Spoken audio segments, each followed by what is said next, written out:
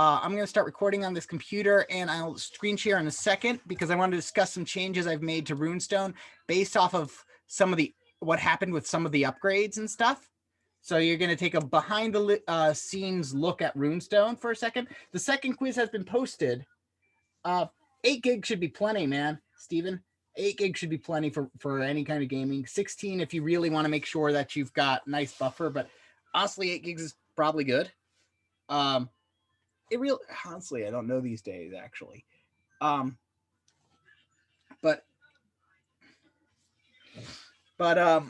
no, I mean, the reason I have so much RAM is because of the orchestral libraries I use. You know, I'm easily loading up about 30 gigabytes of RAM into memory when I do my orchestrating. You know, and I could go higher if I wanted to push my system by adding more microphones and stuff like that. So today is going to be administrative stuff / teaching you how to do functions. We'll also be looking at one of the homework, 2 problems from 2 separate homeworks. We're going to be looking at the create a shape function, right, from the turtle. So if you haven't done that yet, we're going to do that in class just to make sure we're all on the same page. And then we're going to show you what it's going to be what it looks like on lab 4, which is going to be tomorrow. All right, so well, let me go ahead and start sharing my screen. So quiz 2 should be up. I need to make a link for it in Canvas. That's what I forgot last night. I knew I forgot something, but it's up. You can find it over here by going to assignments. I wouldn't start it quite yet, but here's the thing is that a note that in the description, because of updates to the timed assessment feature on Runestone, this will be a normal assignment, but I should be able to look at the time spent on the quiz once you submit it. What happened is that Runestone got upgraded over the winter break, so some of the stuff broke. So I had to so I went around and fixed it. And part of the issue is like one of the upgrades seems to have done something with whatever rendering text they have that was what caused the whole not being able to see a question. I see. So as a result, well, okay, let me show you how I create assignment. I go over to instructors page, right? And I go to assignments. Let's take a look at quiz 1 for everybody. Or not for everybody's quiz 1, but I mean like the quiz 1 that everybody took, right? So I go to quiz 1 and I go to the question, right, that we had for this. And notice I have show as a timed assessment check. Use this to make quizzes or exam. Notice it says it's a beta functionality. Really what they care about is less because they developed this not as necessarily they developed it as a textbook, not necessarily a quiz platform. So they're trying to add that functionality in. So anyway, if I go over here to the in-place swap question that you guys worked on, see, this appeared perfectly well for me, but when I check it on an actual exam page, it doesn't work. Now, with regards to the questions so what I've done is that I'm no longer doing these as timed assessments, or rather checking them off as timed assessments. However, I'm still going to be like trying to time you on them as best I can. Okay. Which is essentially that what I'm going to do is that I'm going to write myself a nice script. I can download the logs of all the student activity that goes on, right? Just by here. And I'm not going to show you because I don't want to I don't want to show everybody's names on this, but it is a giant text file that shows me somebody X did this question at this time. And I think I might be able to write a script that tells me how long you took on that exam if I need to. So just keep in mind, like start it when you're ready to work on it. It will tell me because I do keep track of when you do access things. But that being said, you no longer have to worry about accidentally being locked out of the exam. Okay. So there's that. So, and if it works, it works. And if not, well, it's COVID, and I'll fix it when we're back in person, you know? So, long story short, don't stress about it. And there's going to be less to be concerned about. It's 4 questions. 2 of them are parson puzzles. One of them is and 2 of them are coding puzzles. One of the coding ones I'm able to auto grade, and one of the other ones I'm not able to auto grade, and that's going to have to be manually graded. Now, speaking of grading, to get a grade for stuff in Runestone, what I have to do is I have to run what I have to do is I select the assignment, and then I run the grader on this, and then it auto grades it for me. And let me just show you. As a result, if I go to the grade book, admin, I'm pulling up the grade book on my other thing. I know you can't see it right now. The reason being is that it's going to display all student names, and since this goes, and I try not to show everybody else the names of everybody else in the class in a recording I'm going to be putting on YouTube, because that seems like a poor idea. So, but we can see me at least, right? And the test account I have here, and we can see with the readings that what we've got here, like what the grades are that I've got for these things. If you haven't done these things yet, do them, and you'll get credit for them the next time I do the grader. Okay. The last problem with the chapter 6 exercise, I should have fixed that. So be sure to check it out. Let's see. So if I go to assignments first, let me go back to assignments. I'll go to the chapter 6 exercises. Right. So, right. Chapter 6 exercises. Problems. The last problem, which was cross product, that text should show up now, which is a bunch of scary math. But the point of view of this is to show that it's not supposed to be very scary math. Right. And so this page should show up just fine. And now it should show up just fine for you. How do you know your current grade? Let's see. I think if I go to progress page for myself, that should show it. If you go to progress page, it should show you what you got for each of these things. If it says NA, if the average says 0, that means it wasn't graded yet. If the average is above 0, then it's been graded. If it says NA, it means it hasn't been created yet.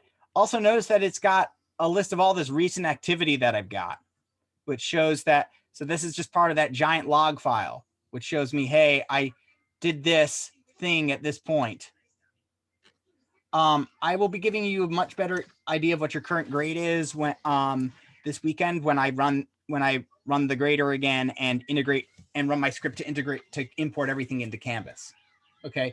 The end result is that everything does get imported into Canvas. It just takes a bit of time because I don't have this.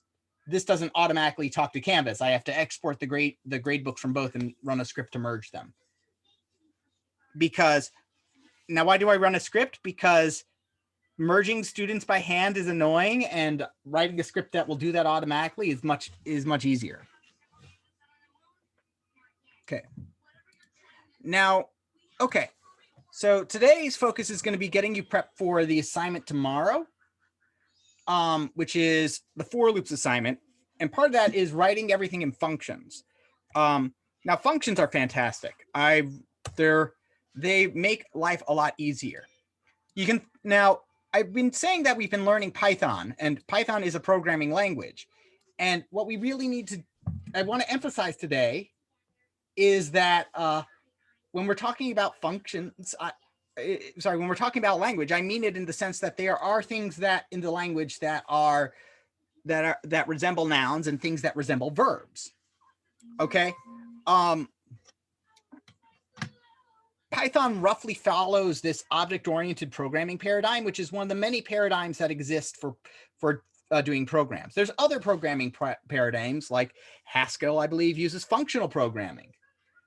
But most of everything is object-oriented. Haskell and functional programming, that's kind of like if you were working with a language that basically was verb, and you're waiting until the end, and then you finally see what the nouns are, what the subject and the object are for the entire sentence, right? So functional programming languages use functions, basically functions calling functions on some initial condition. This is very powerful because you can be very concise about it, but it's kind of like, can be a bit challenging too. Laser, I'm working. Now, I mentioned that basically functions are like, are like verbs, and that's really the way we can look at them. Now, what precisely are functions? Functions in Python are basically anything we invoke with parentheses, like the print function, which makes stuff print. So new file.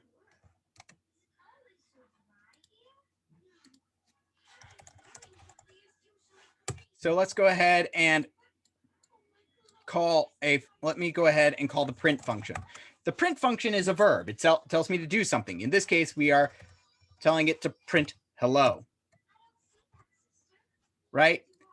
Similarly, input is a function.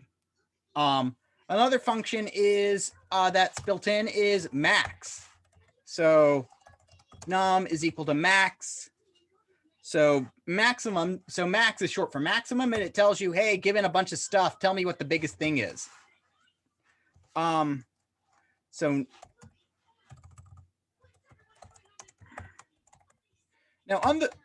now what's cool about this is that so the maximum of 5, 10, 1, and 3 is 10. But what's cool is that I can totally just remove I can have as many arguments in there as I want. So obviously I want at least 2, right? Because there's not really a point in asking what the maximum of one thing is. It's that thing, right?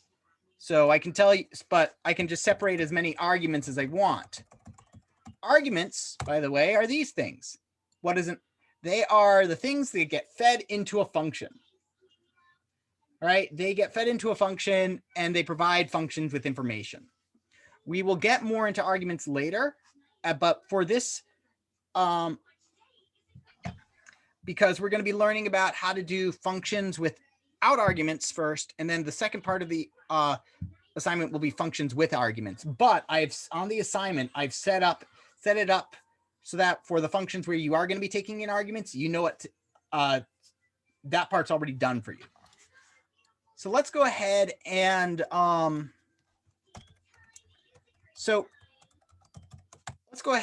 start by writing our own function.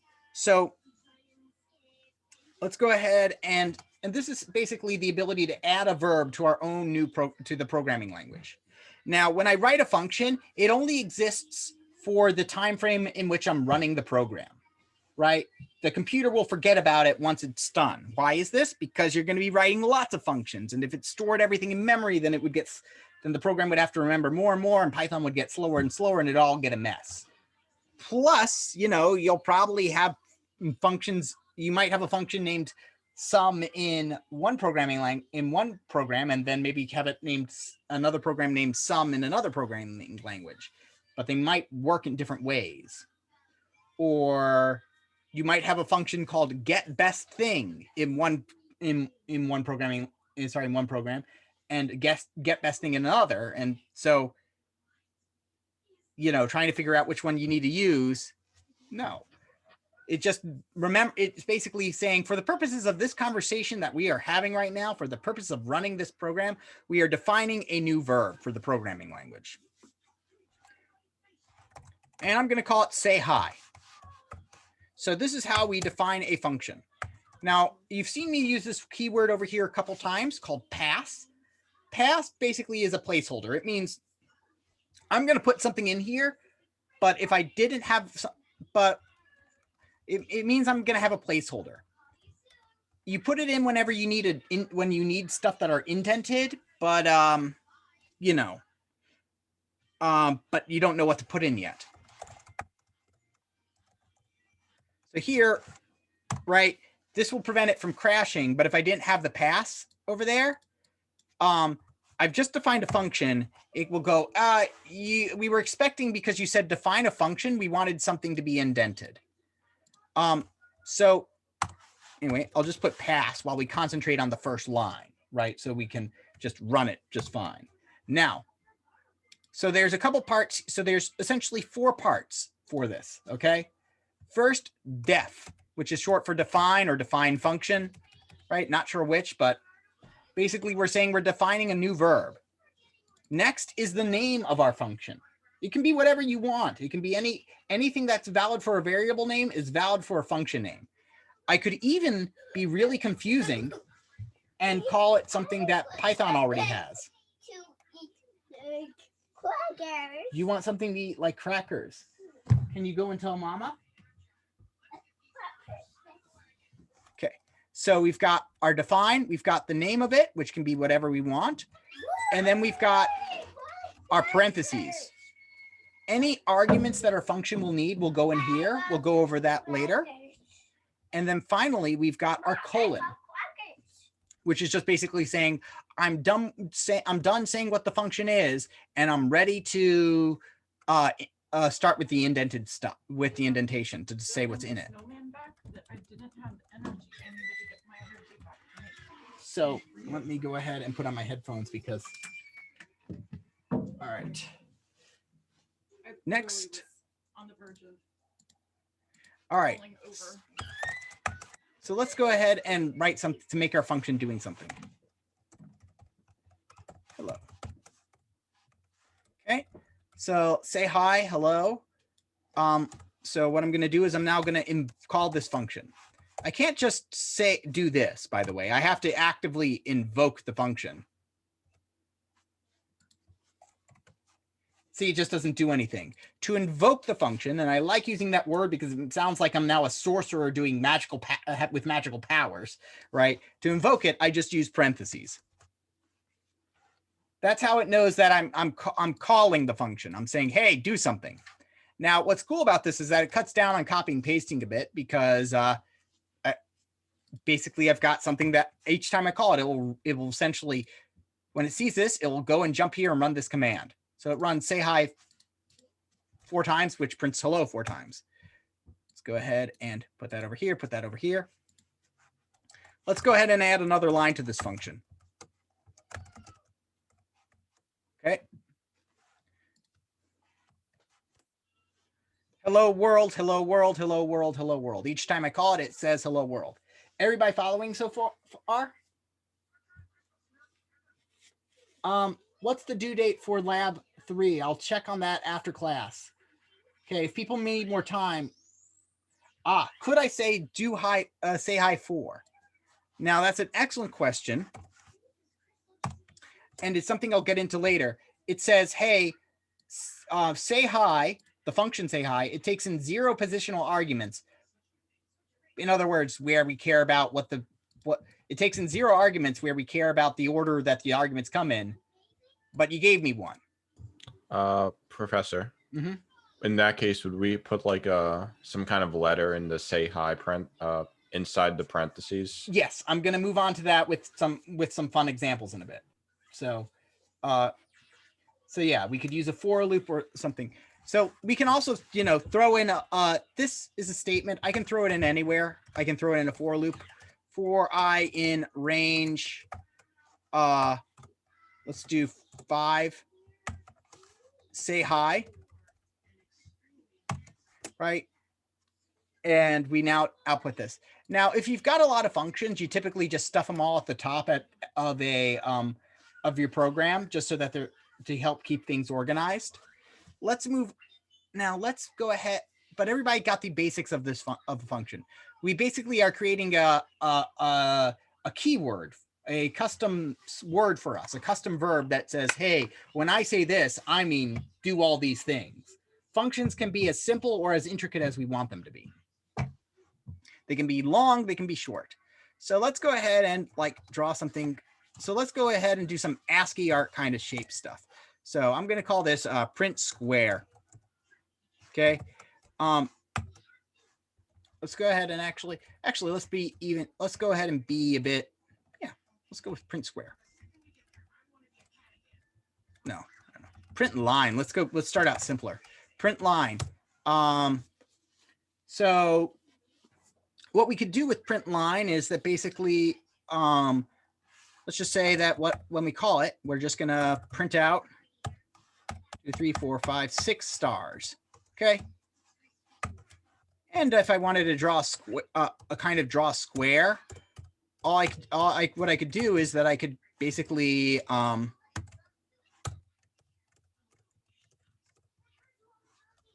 you know, I could essentially do this. And there is a grid of stars, okay? Or since I'm just copying pasting, again, I can toss this into a for loop and say, hey, for I in range 6, and that actually cuts down on the amount of typing I have to do. Okay. But suppose that what I wanted to do was basically draw a figure that was 6 across long over here.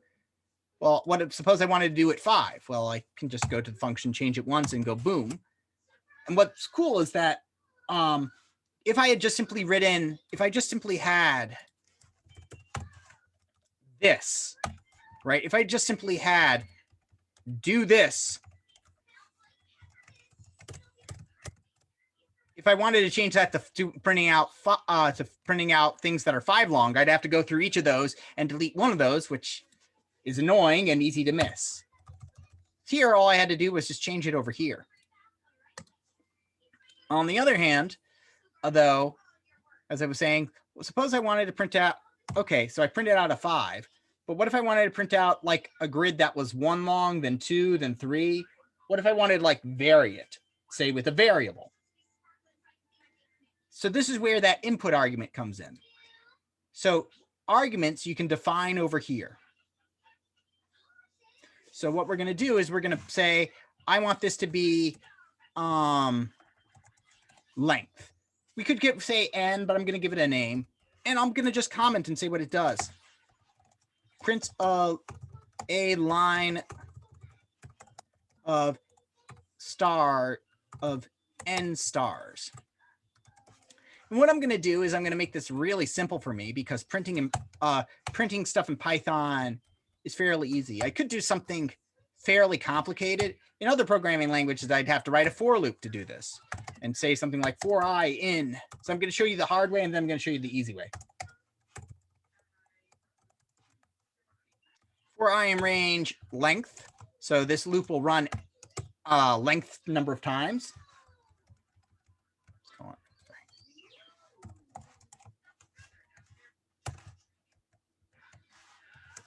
There we go, length stars. And then what I can say is print, and this part is going to look funky. Print a star, and end is equal to empty line. And so what in the world did I just do to my print statement? Well, most of the time when we do a print statement, right, it moves on to the next line automatically for us, right? You print something out, then when you print the next line, when you print again, it's on the next line automatically. By default, what happens is that basically is that the print statement, it prints out whatever text you want and ends it with a new line. Does that make sense? It ends it with a new line. Basically, it's essentially, it types out the line for you, and then imagining that it's like an old typewriter, it hits the carriage return and the piece of paper goes and goes on to the next one. Okay. So essentially every time you print, it'll move on to the next line, right? I printed 5, it moves to the next line, printed 5. But you can change what you want at the end. What I could say, instead of ending my line with a new line, I'm gonna end it with Batman. Okay.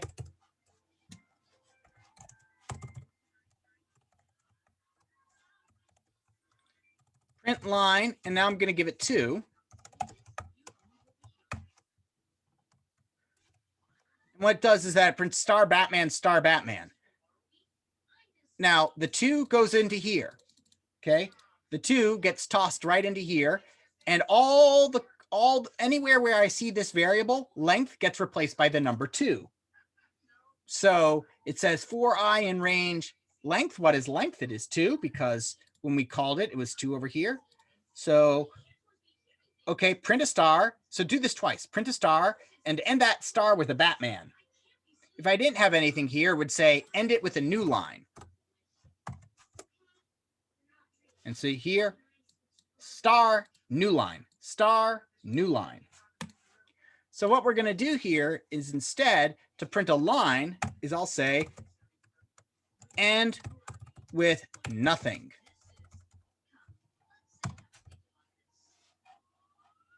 So now I can print a line however long I want it to be. Make sense? Of course, if you go back to earlier in the conversation, I said this was the hard way to do it.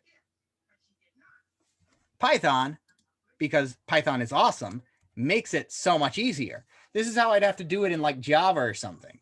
And if you were taking Java, yeah, that's how you do it. But no, Python, you just simply go print star times length. And anything that's a sequence in Python, it's pretty cool. You can multiply it. And it will. So, right, we saw that nope, grabbed onto the wrong thing. Okay. Let's move this up a bit so that's easier to see. Okay. We saw in that basically if we have a sequence, if we say the plus word, it becomes the word or the word, I guess. Similarly, though, if I said if I multiply something, so now mind you, that only applies for adding strings together. If I try to add that na plus 4, you can't add a string and a number together. That just doesn't work, right? How would you even do that? But on the other hand, you can do multiplication in a number because that will actually have that kind of operation has kind of an intuitive meaning, right? So if I say nah, it goes na na na na na na na na na na, right? And so I can, I can just kind of pull that all together.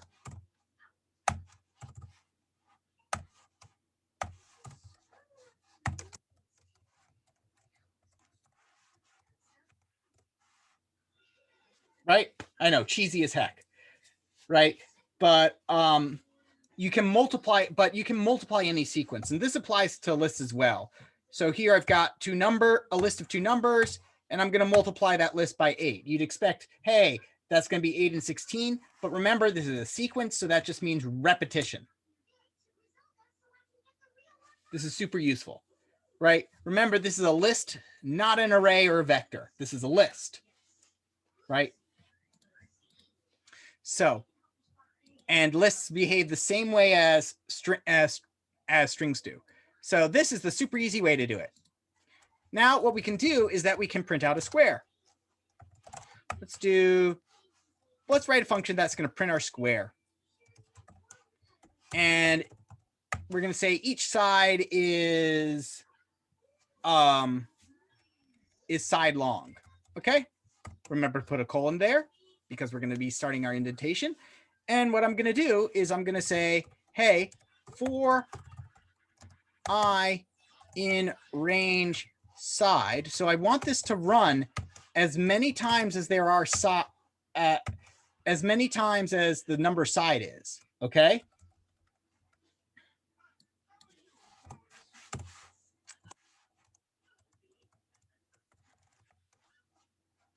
Print.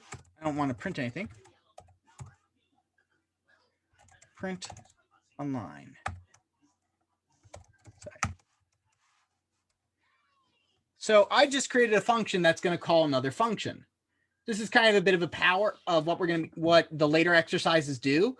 It's a very powerful consequence of functions is that once they're integrated into language, you can use them in the future to make something shorter. So here with print square, I'm saying, I'll show you the output first. Print square 6. And print out 6. If I were to say print out 20, it'd have no problem doing that.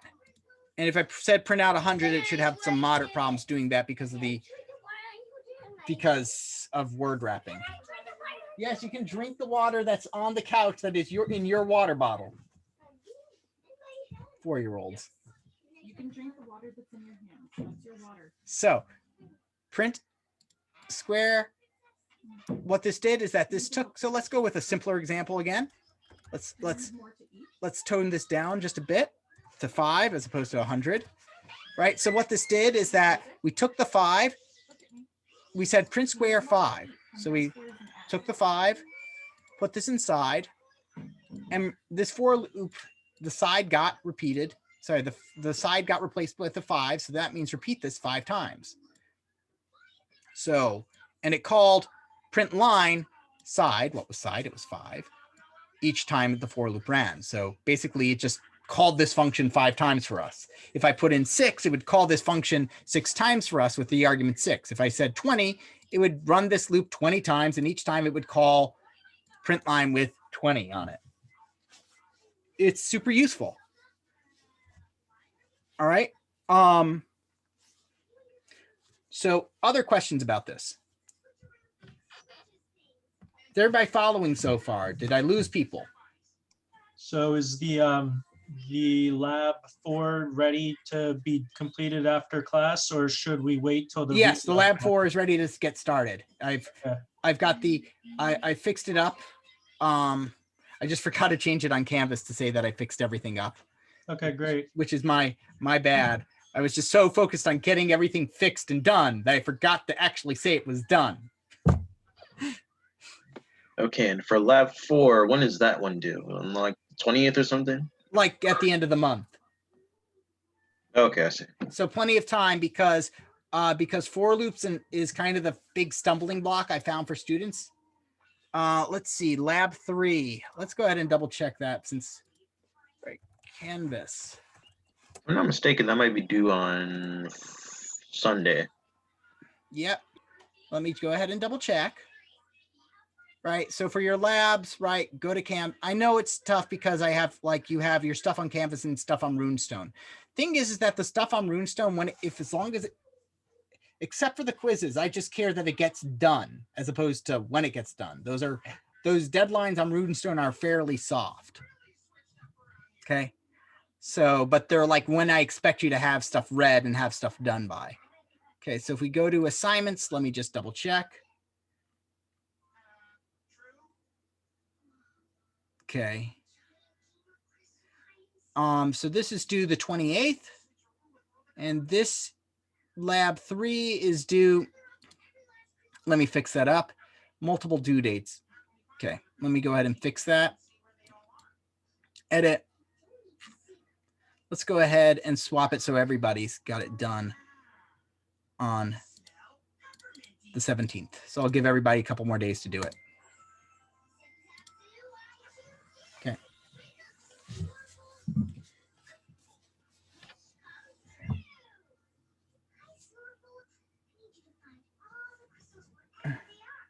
Okay, I'll check the second to last question. I didn't know that one was also causing an issue. Okay, let me get back to running this because now I'm going to start working with turtles. Okay, now speaking of lab 3 though, actually let's go ahead and take a look at one of the problems from this because it's actually great for turning into a function. Okay, so I'm going to create a new file, going to quit this file, going to call it just I'm going to save it and call it turtle functions, or I'll just call it turt functions. Turt fun for short. Why not? Doesn't really matter what the file name is so long as it's not turtle.py, because when I'm working with turtles, I'm going to try to import. I need to import turtle. And if your file is named turtle, it will look inside itself for the turtle stuff, which will tell it to look inside itself for the turtle stuff. You can see the issue here. So don't name it turtle.py. And then try to import turtle. It's a very easy mistake to make. Okay, so right, we have the Turtle Olympics, turtle clock. You got to draw your initials, which is easy if you've got a lot of A's for your initial, and not so easy if you've got a lot of B's for your initial. So draw shape, right? Let's see. So draw a shape. Write a program that asks the user to input the number of sides they would like, which we'll call n. Okay. Input. How many sides in the shape? So I just read up to that part, but that's enough. And it says, we'll call this n. So I'll just go ahead and call it I could call it a variable called n, but I'm going to call it sides. Okay. And because that's probably going to I'll probably want to be a number. I'm going to say, hey, sides is equal to int sides. So I'm going to take that, because this comes in as text. And then I'm going to change that text into an integer so I can actually do non-text stuff with it. All right. Your turtle should then draw an n-sided regular polygon, which in regular English means it's a shape with n sides that are all the same size and all the angles are the same angle. So, right, a regular rectangle, is a square, but a regular when I say pentagon, your mind should pretty much immediately think, if not of like the US military base, then an actual regular pentagon. When I say pentagon, you are thinking of a regular of a 5-sided regular pentagon. Okay. Does that make sense to everybody?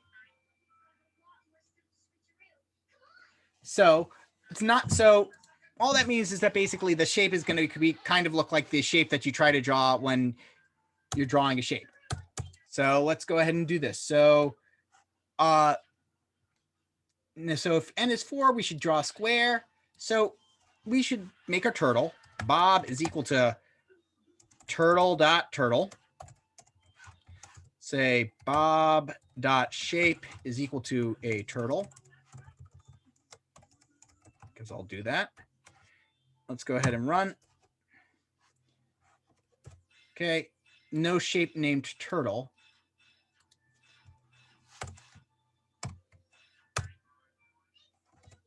Okay, and so that sets up Bob because I like making him turtle shaped. Okay, so what I can do now is say, hey, I need to draw, well, I'm going to take in a number. If it's 3, I want to draw a triangle. If it's 5, I want to draw a pentagon. But whatever the number is, that's how many lines I got to draw, right? So I need Bob to draw sides number of lines. So I say for I in range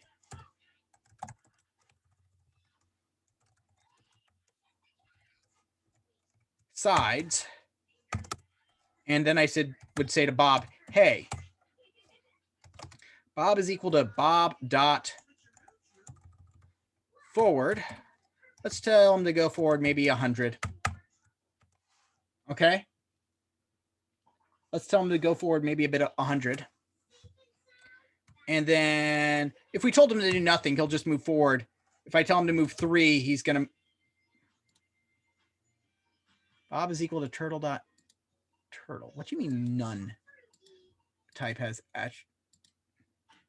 oh, Bob is equal to Bob. Yeah. Silly there. So, wow. Okay. There we go. He moved forward 103 times. If on the other hand, I tell him to, so he needs to do a bit more, which is Bob dot right turn. I'll just call it right. He needs to turn an angle. The total amount that he needs to turn is 360 degrees. Divide by the number of sides. So if he moves, so for instance, if he's doing 4, he's going to move 1, 2, 3, 4. And each time he's making a 360 degree turn divided by the number of sides I'm drawing, which is 4, which is 90, 90, 90, 90. If on the other hand, I told him to draw if I tell him to draw a hexagon, he's going to make 60 degree turns each time. After all, 360 would be divided by 6 would be 60. Okay. Now, so this solves this problem. However, it's not particularly reusable, right? It's very hard for me to easily reuse this in another program. I mean, after all, when I import something from another thing, I'm essentially getting it from another programming language. And the easiest way to do that, to get that code, is by having it incorporated into functions, right? It's hard for me to just easily reuse this in another program. That's what we're going to do with the functions. So if we look at our assignment for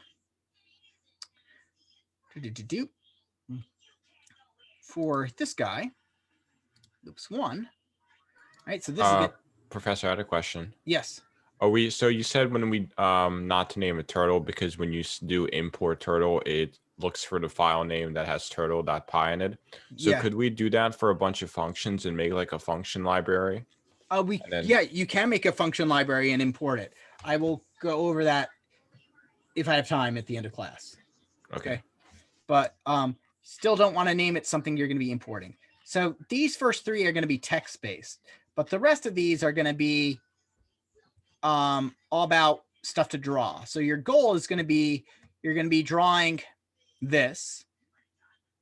We'll start off by drawing a square, then drawing a row, then using that to draw a grid, and then use kind of that ability. We're also going to use the draw road to do this, which is to draw a set of stairs.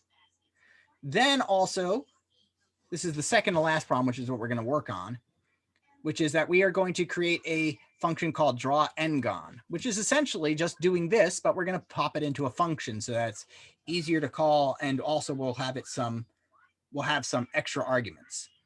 So draw ngon has these parameters, taking a turtle, num sides, and side length. By the way, I just figured out how to get automatic coloring like that in, so I'm very happy about that. So as I mentioned, it's very similar to the draw shape. So doing something like this, we'll do this. And then you'll use that, believe it or not, to draw this. Now this seems like, wait, how do you get from there to there? That's kind of the GIF where basically, you know, the students are taking them in a math class and the professor writes down stuff and they're like, oh yeah. Then he writes down more stuff and then immediately starts erasing and everybody's trying to frantically catch up, you know. So like, how do you get this from this mad jump to this mad jump? Because this is a complex looking shape. Well, actually, shape is 35 hexagons, just with all of them have a corner right here. That's all this is. It's hard to see, and they're just so interwoven, it's hard to see, but there's a hexagon that's basically going this way. And what this is that each hexagon is offset by 25.5-ish degrees. What I did is that I took, rather than having it go around 360 degrees, I had it go around twice, 720. So it doesn't need to match your output doesn't need to match my output, but this is a good idea of what it is. The idea here is that we can draw some really intricate shapes by drawing shapes and just rotating them. So, so let's get ahead and start by turning this into a function. Okay. So I'm going to keep this part right over here. This part specifically. I'll keep this. Okay. But right now I'm going to comment out this stuff. And as because we're not going to use this anymore. And while I'm working on this, I don't want to use it. Next, let's go ahead and see. I think I called it draw ngon. So I'm just going to copy this and say, hey, draw ngon, my turtle.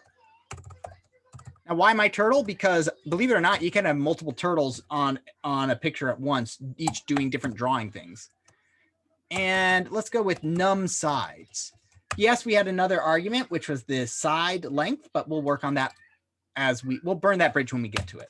Okay. So what we're going to do is that this function takes in a turtle and the number of sides that we need. And the number of sides of the shape we'd want to draw. And it draws a basically what we did over here. So what we'll say is for I in range num sides,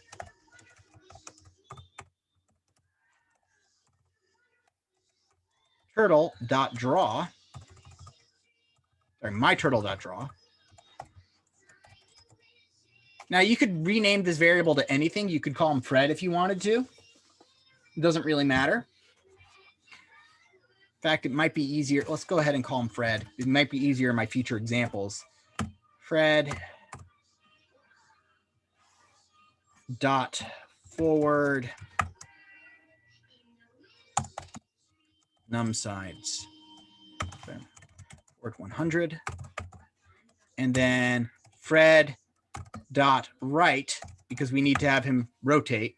We're going to have him rotate how much? We're going to have him rotate 300 and we're going to have him rotate 360 degrees divided by the number of sides there are. So if there's 4 sides, he'll rotate 90. If there's 5, he'll rotate, I think 72. And if there's 6 sides, he'll rotate 60.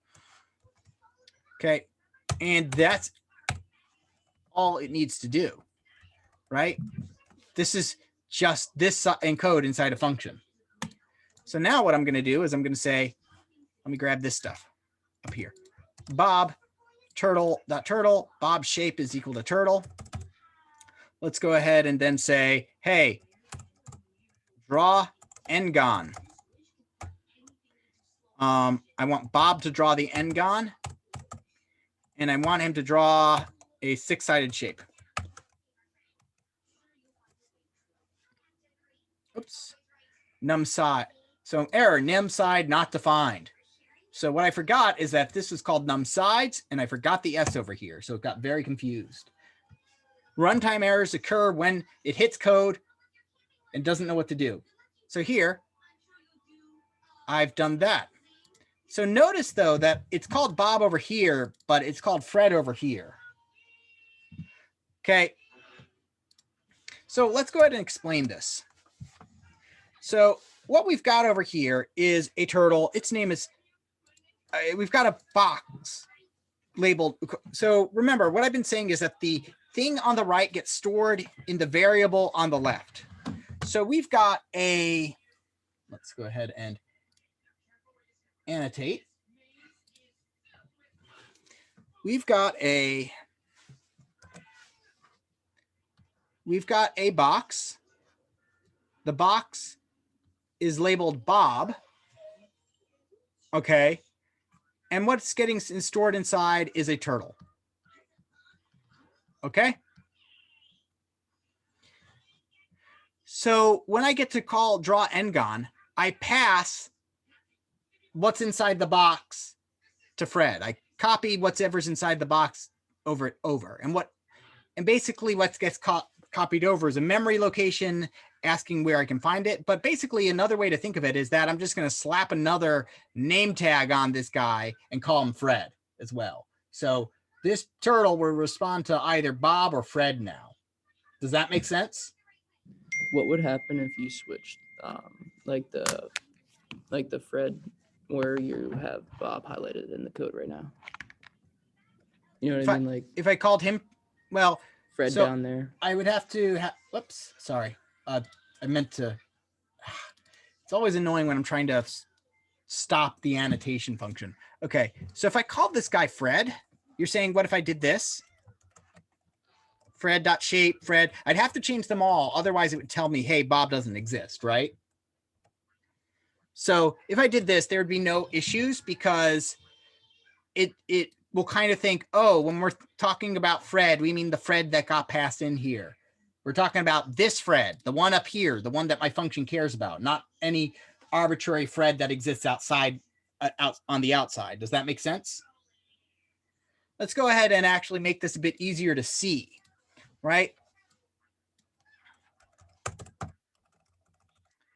So let's go ahead and replace and put Bob back.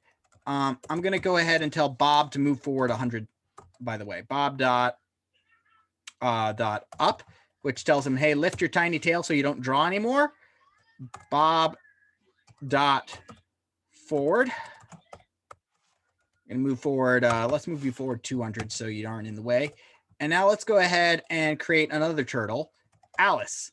Alice is also a turtle, dot turtle, right? I mentioned we can make multiple turtles. We're not going to do anything complex. What I'm trying to show you is I may be seeming like I'm complicating this. It's not as complicated as it appears. It's really as intuitive as it's trying to be as intuitive as possible here. Alice is a turtle. However, it's trying to be intuitive to programmers, which is entirely different than which is entirely different class of people than people who are learning to program. So we've got, and I'll just simply run this. So we've got 2 turtles now on the board, and let's go ahead and actually say, hey, Alice dot color, so we can tell them apart much easier.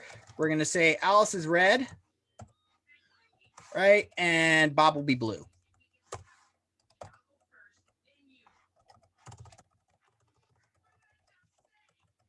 Oh, and I should tell him after he moves that he can put his little tail down. Otherwise, when we tell him to do stuff, he's not actually going to draw anything. There we go. So we've got Alice and we've got Bob, right? Alice is red, Bob is blue. Okay.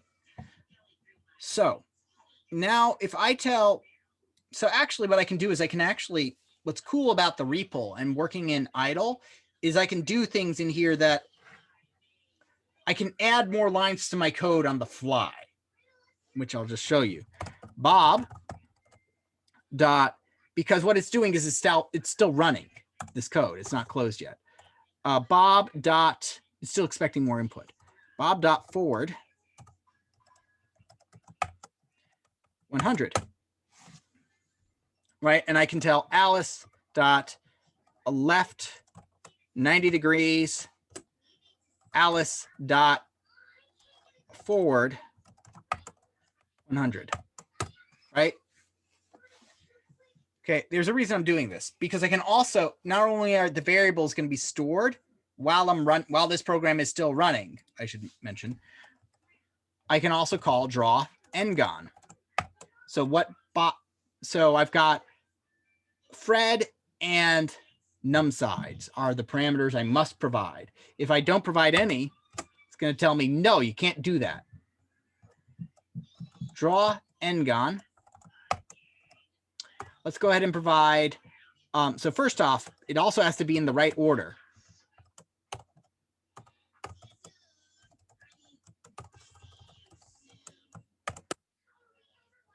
Right? Does that make sense? Because if I pass in a 6, it's going to say, hey, the first thing you're giving to me is supposed to be Fred, which I'm expecting to be a turtle. This is a number. Numbers are not turtles, right? I know that one of the most obvious statements of the day. Numbers are not turtles, everybody. Okay. So we got to do it in the right order. So here what I'm going to say is draw ngone Bob.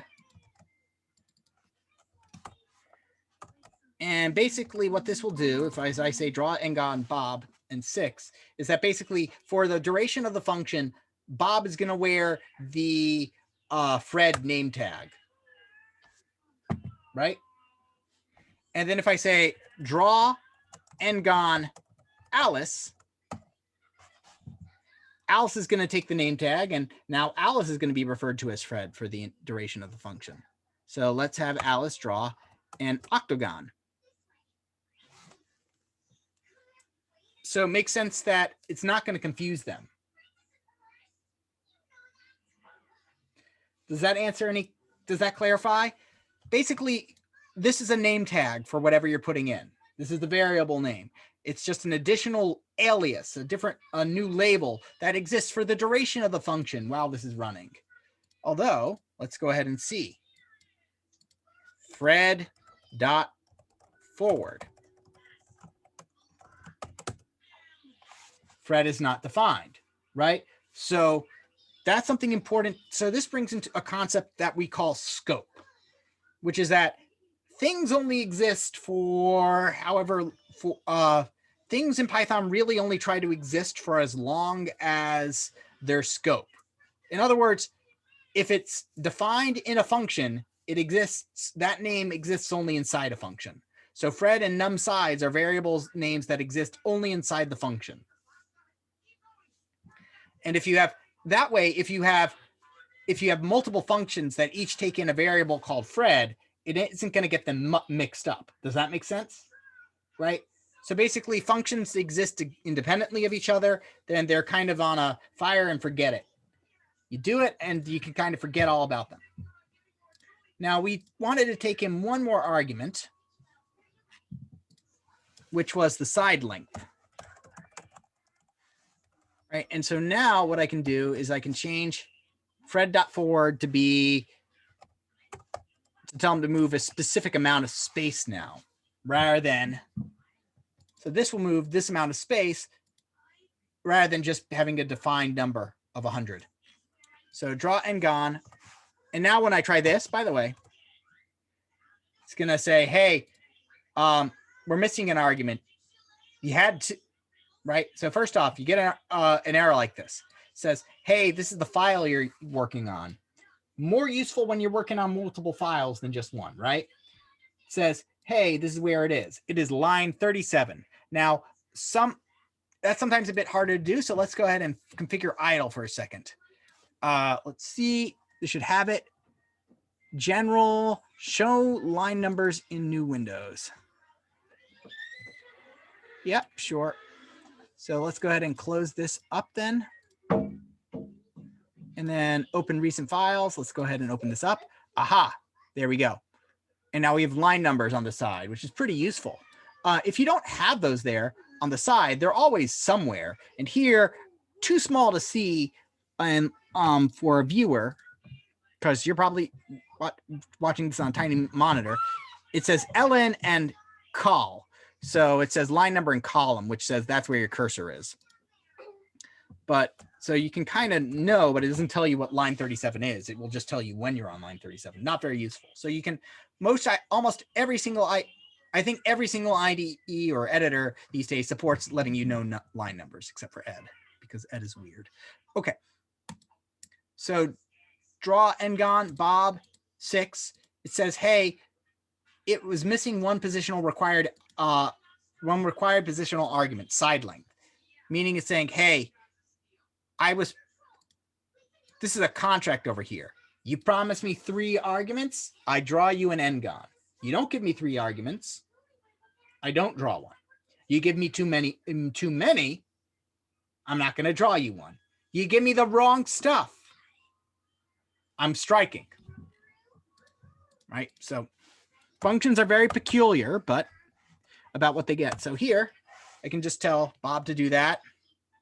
And now I can tell Alice dot, oh, actually, no. Draw n-gon Alice 6 and 100. Okay. Professor, I had a question. Yes. So for Visual Studio's code, when you said you have to type in the turtle.done, do you have to put that in your function as well? No, at the end of the file should be fine. Because I did that and it still closes out. I can try putting it in. Not sure why. I'm gonna go ahead and continue with working on this though, because so functions live in 2 places essentially. You can find them in 2 places. The first place is that is the place that we're going to be concerned with for the most of the class, which is that they live right here. You define them as new verbs for the language. But notice that like there are function calls being made over here too, right? These things have parentheses that makes them functions, right? This is a function inside the turtle class that makes a new inside the turtle file that makes a new turtle for us. This is a function that that changes Bob's shape. And notice that they're all accessed with dot. Like, so Bob is a turtle. So so just like there's ways to make new verbs, there are ways to make new nouns in a programming language. The nouns in programming languages, these days we refer to them as objects, because most programming languages adhere to what's called an object-oriented programming paradigm. Just a way of thinking about these things. You think about the program as different objects all interacting with each other. So now we will probably learn, I say probably learn, how to write a function in an object in Python, or our own class in Python later on in the semester. But if we don't, the reason being is that the entire next class, 1068, is pretty much focused on writing that. So I was about to get into that, Ryan. Right. So, so a method is a specific term for a function that lives inside of an object. Basically, it's an action an object can do. That's what a method is. So so we're not going to worry about having to write objects or methods yet. All we have to really worry about is how to write these functions. We don't have to worry about the methods yet, but just know that this is called this function, and this function, they're also referred to as methods. If you interchange the term function and method, guess who's going to be angry? No one. No one cares. No one really cares, except for pedants. In fact, the generalized term for them is all called procedures, but I like using the term function and method depending on the programming language I use. In Java, they're all methods because everything in Java is very strictly object-oriented. So all you have to think of is that you've got your nouns and your verbs. We're learning how to write verbs because right now, this is how we write a verb, but now we can write, but then later we'll learn about writing nouns. Now this is what we needed for this one, right? So now we can see basically how we take in an argument, a function, and a function that takes in arguments. So somebody asked me about, like, how do I make if I want to collect all my functions into a library for use later. Let's go ahead and do that. I'm going to call this file myutils, or I'm just going to call it utils.py. Okay. So I'm going to go ahead and write a function here called def average. Okay. And what it's going to do is this is actually very common, and this is going to introduce something that we don't need yet, but I feel bad if I don't write it like this way. So I'm going to write it this way. Okay. Okay. Def average, we're going to take in, I'm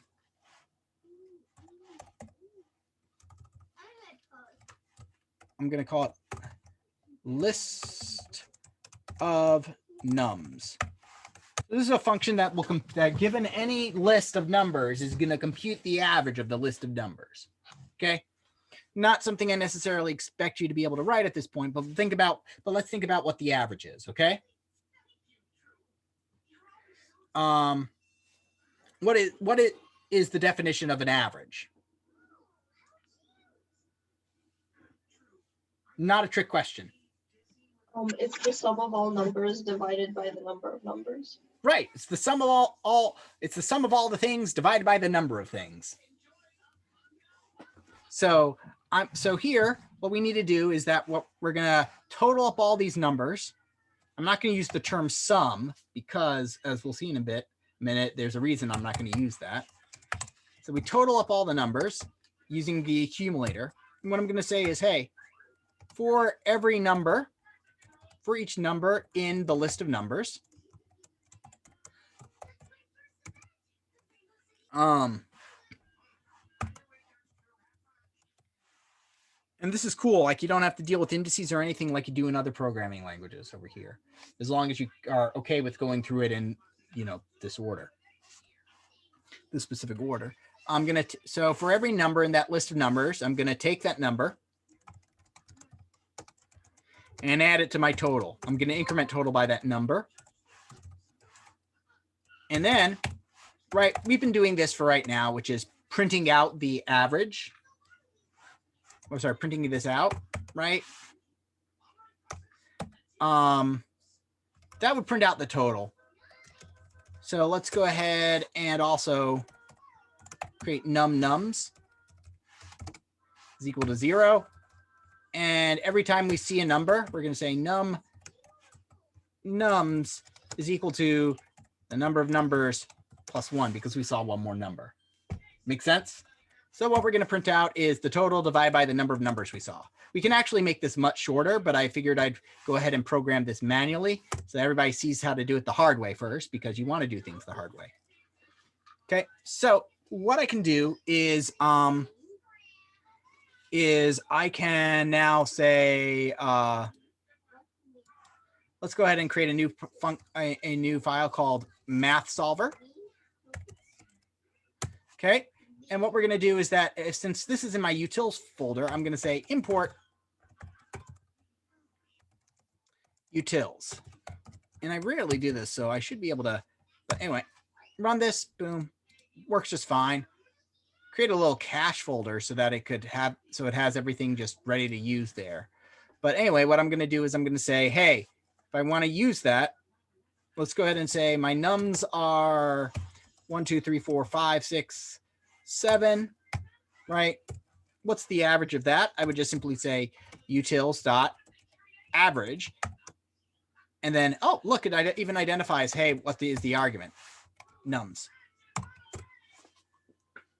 It says 4.0. So you add those 7 numbers together, you divide, you get 4. Right? That makes sense, right? You know, you kind of get, you get 4 is between 1 and 7, 4 is between 2 and 6, 4 is between 3 and 5, and then you got 4 smack dab in the middle. So that's kind of they all average, you know, we've got all the pairs of numbers averaging up to 4, except for the last one. So it all averages up to 4 in the end. Okay, so let's go back over here. Now, mind you, if I wanted to like say, hey, what's 10 times the average? You're going to see that we kind of get into a bit of an issue, though. And this is going to introduce the next thing that we don't need yet, but we're going to be learning later about this in one of the other pitfalls that we have, which is the difference between printing and returning. Here, I'm trying to do, you know, I've got this average function. I'd say, hey, I'd like to know what 10 times the average is. Okay. What is 10 times the average? And apparently it's, you can't multiply an int and a none type. Int over here, and this is a none type. Well, what's going on here is that average doesn't return anything. You see, it prints out something which is useful to you, the person reading this code, right? It isn't useful to anybody, but it isn't useful to the computer because computer doesn't read this bit. You do. So for the computer to pass information out of a function, we use a special keyword called return.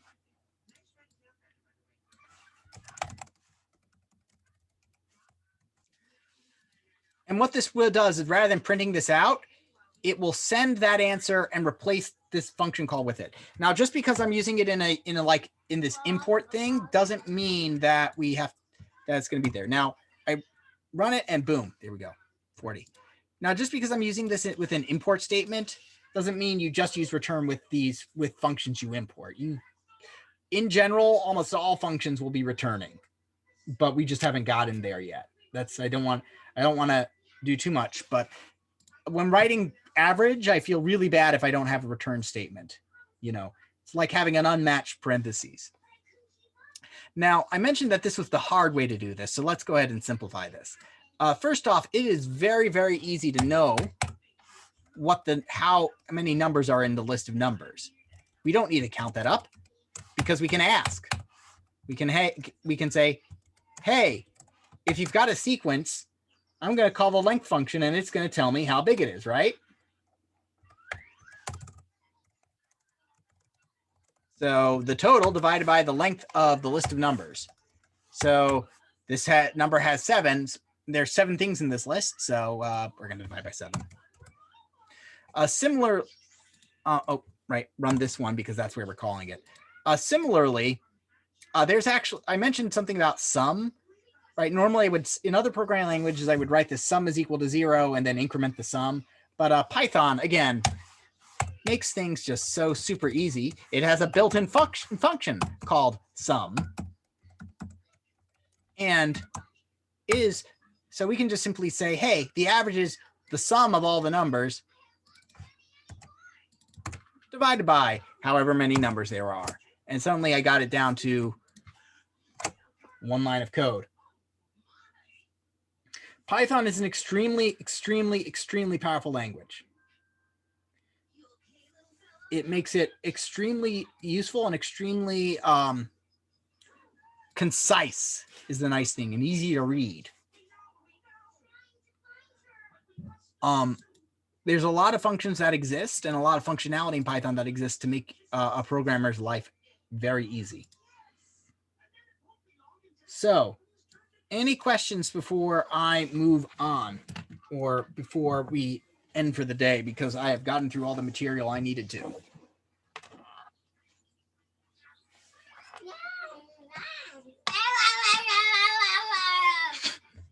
Yeah, real quick, I got something. So this may be the wrong way to think about the projects that are coming up, but could you make multiple myTurtle parameters in your draw endgun function? You could have multiple turtles in there. Yeah, you could pass in multiple turtles. You would just have to pass in multiple turtles. Does that make sense? Yeah, that does. If you're promising that, if you're promising the function multiple turtles, it will be very upset when you just say, "Oh, there was a shortage of turtles on the market today. I could only get you 1." Right, maybe it's not the best idea to make 35 turtles or whatever the project prompt said, but Nah, yeah. what I did is I had 1 turtle and I made it do something 35 times. Right. Okay. So for the crossover and under for the Olympic ring logo, that's extra credit. And the reason it's extra nice. So the reason that one is extra credit is because it is not so much hard as it is tedious. So when I'm referring to the Olympics crossing over and under, right? Let's go ahead and Olympics logo. Right. So let's see. So we've got here the classical Olympics logo. So most of you, the way you did this was you drew a circle. You drew 5 circles, 5 colored circles, all, and basically, most likely you did, let's draw blue, and then I'm going to draw a yellow on top of the blue, which meant that you had this section over here on top of this on top, and then you had this yellow section on top of the blue section. And then you had the black go over both these crossover points on the yellow, and then you had the green on top of the black, and then the red on top of the green. But notice that basically that that the Olympic symbols are interwoven.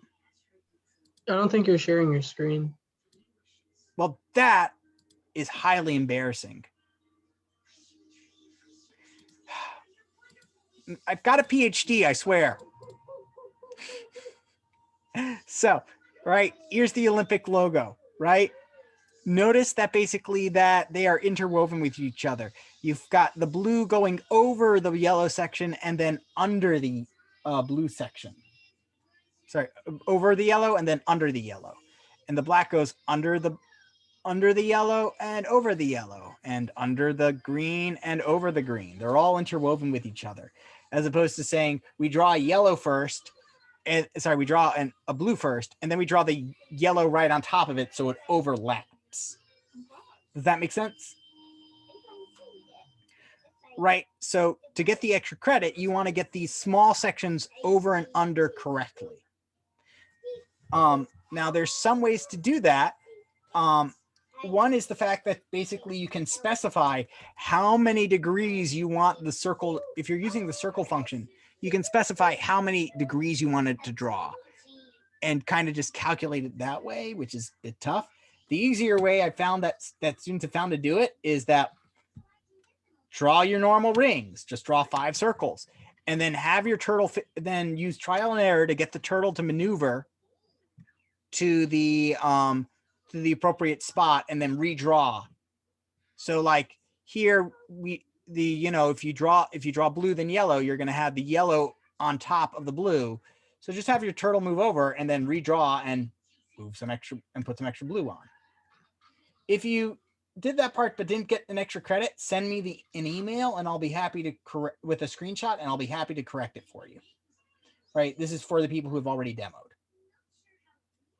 If you demoed it and you should have gotten extra credit for something and you didn't, just send me a screenshot of your code via email and I will fix it for you. I'm happy to elaborate. Okay. Other questions? I will demo, and I'll handle demos once I dismiss the class.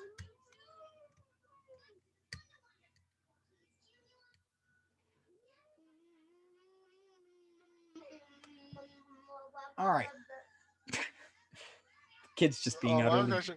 So for lab 4, which which All of up them. to which number? All of them?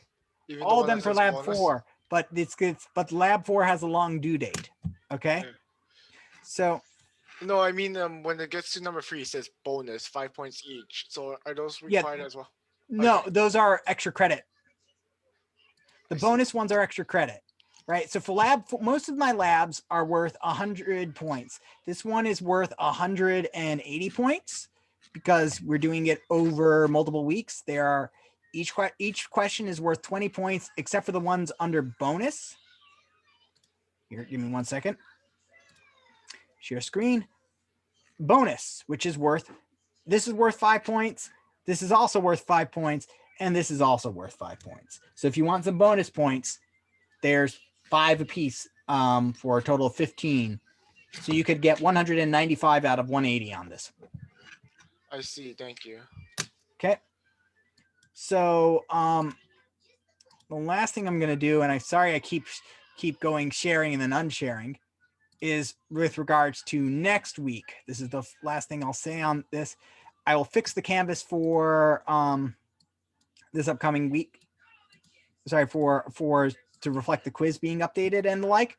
But let's go over to 5 for an if. So here I've got more videos on the for loop and Boolean expressions. The lab linked here. Lab 5 is blame the Pope. Not the current Pope, specifically Pope Gregory the 13th. That will be next week's exercise, and I will go over the vast majority of that in class on Thursday. Right. So even though its due date is going to be, it's probably going to have the same due date as Lab 4, but we'll be doing most of it, if not all of it, next Thursday. Make sense? So this one is a freebie if you come. This one's pretty much a freebie if you come to class. Professor, I had a question. Yes. So I'm looking at the upcoming assignments and I see lab 4, which is the loops, which you just talked about. Then I see lab 5, which is due before lab 4. Yes. But then I also see in-class exercises of loops. Right. I need to go ahead. I'll need to fix these because we're doing about 1 module a week. Okay. We're currently in week 4. The only thing to really, as far as the due dates are concerned, don't worry about the due dates until these were just automatically generated. Okay. Don't pay attention. Don't take them too seriously until you're at the actual module number. So for this one, I'm going to change him to the 28th as well. So he'll be due on the same day as well. Make sense? So I'll be fixing what the due dates are for lab 3 and the textbook exercises as well. Make sense? Yep. Thank you. Yeah. I'm hoping this weekend I can actually get ahead on doing all those. It's just been content's all there. I just need to fix the dates, which is actually more tedious than it sounds. Okay. Yes, we're doing lab 4 this week. All right. So if that is all, then class is dismissed. If you need to stay behind for demoing, then we can, and then I'll do those. All right.